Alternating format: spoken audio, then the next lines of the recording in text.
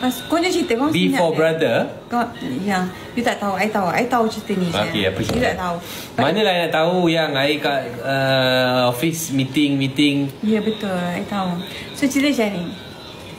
Curang yang dah curang.